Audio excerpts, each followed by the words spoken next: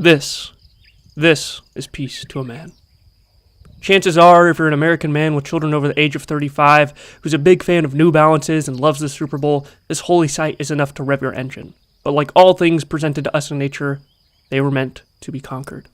And the lawn is no different.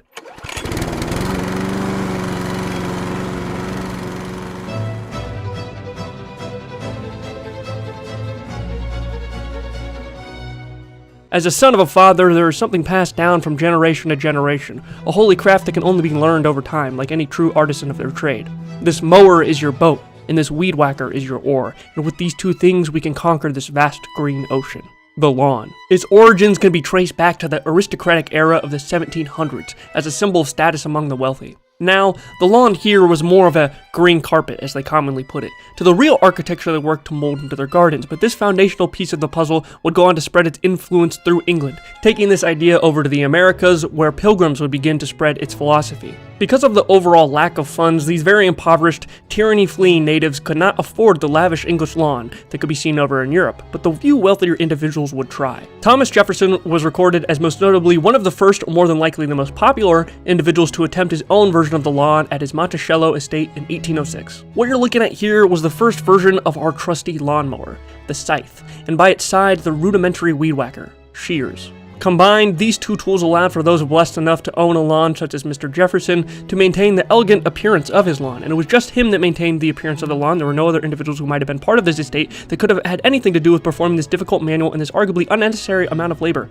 No, it was just him. And with his own two hands, Mr. Jefferson was able to earn the money to upkeep his lawn in a very, ethical way. For this reason, lawns were just as much as a status symbol in the still young United States as they were over in their home country of England. Not only was a vast amount of special grass seed needed for lawns to grow, due to most native grass in the eastern United States being too long and not well suited for the desires of a lawn, but upkeep would be extremely expensive as well. Because grass specialized for lawns was specifically picked because it grew short, that meant that on hot, sunny days, if not adequately watered, a beautiful lawn and all the hard work put into it would be cooked, as it did not have the shade and protection for the roots that longer grasses provided.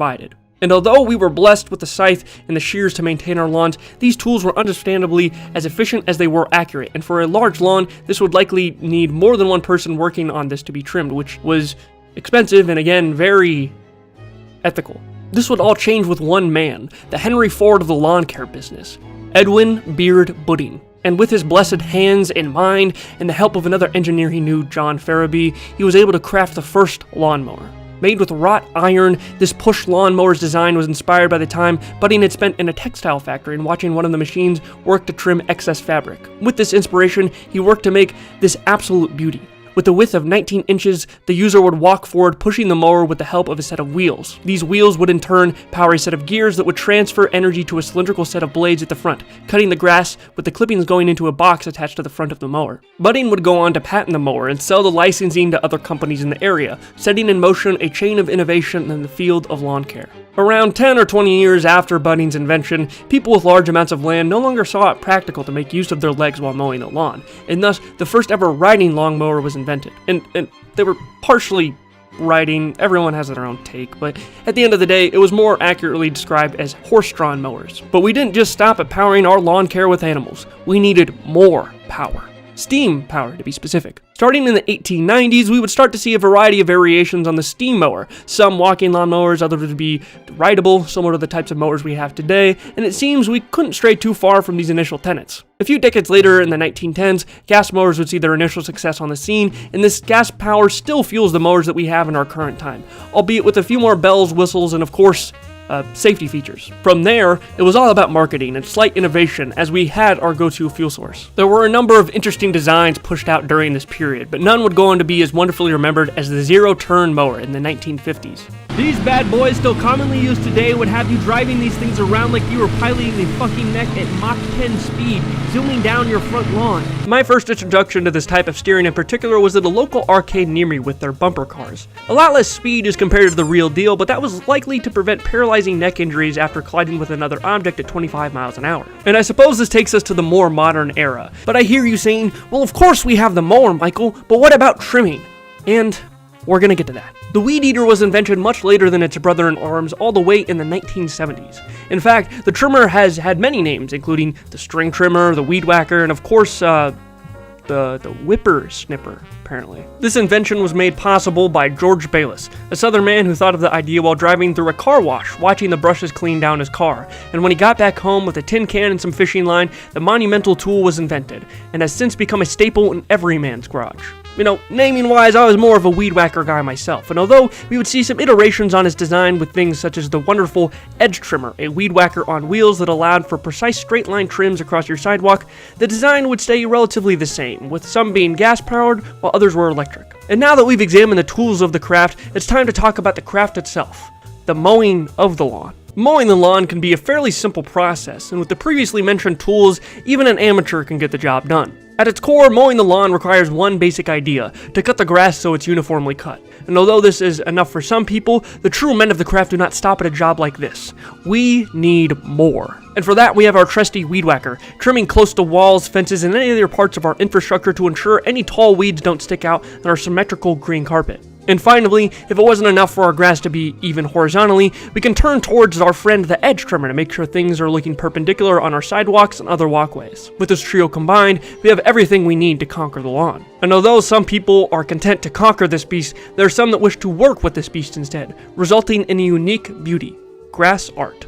Grass art comes in many forms, and one of the most basic and easy to do for beginners is the basic striped lawn. This can be achieved by simply mowing up and down your lawn in an alternating direction to achieve a striped look. This occurs because the grass itself is bent in opposite ways from each other, causing light to reflect a bit differently off the grass, so from certain angles we see stripes. Now if you try this yourself, chances are you're not going to get anything like this, but that's because you don't have the right tools. It's alright, you don't have to blame yourself. To get those real prominent stripes on your lawn, you either need to invest in a roller, which looks like a giant cylinder of metal with a handle, which is, great for getting stripes you might want on your lawn, but it's essentially like mowing your lawn twice. But if you have the extra cash and a big lawn, you could invest in a real mower to get those stripes easier, as this is what they usually use for baseball fields or golf courses, but it's probably not all that necessary just to get some lines on your lawn. A slight step above the striped lawn is the checkered lawn, which although is very neat looking, will essentially make for twice the work as it's achieved by doing the striping method, but just going over it again at a perpendicular angle. And lines and squares and all are pretty cool, but what about people who turn the lawn into their canvas? Well, there's many individuals that likely exist out there with this talent, but none are as well known as Roger Baker. As a young man growing up in the Jersey Shore area, Baker was a big fan of two things: art and hang gliding. So much so that after graduating high school in the 70s, he flew across the country, where he would eventually land in a place called Ellenville, where he would go on to stay for many years. After a worker had accidentally mowed over one of the main places to land his glider in the town, a giant target carved in the Kelly Farms property, almost 30 years after his initial voyage home, he would get the idea to replace this bullseye with his own piece of art: the Statue of Liberty.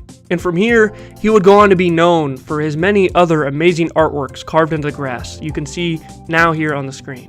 It's crazy that something so basic and mundane can be turned into something so oddly incredible. Lawnmowers are only seemingly continuing to progress. In the past few years, I've seen the equivalent of a Roomba for your lawn being released, but at the end of the day, at least in my opinion, there's nothing better and more testosterone filled than chopping some grass on a hot summer day. So for now, I'll be keeping my push mower, but give it 20 years when my back's giving out, and I think I'll have a change of heart. Thank you all for watching this very odd video.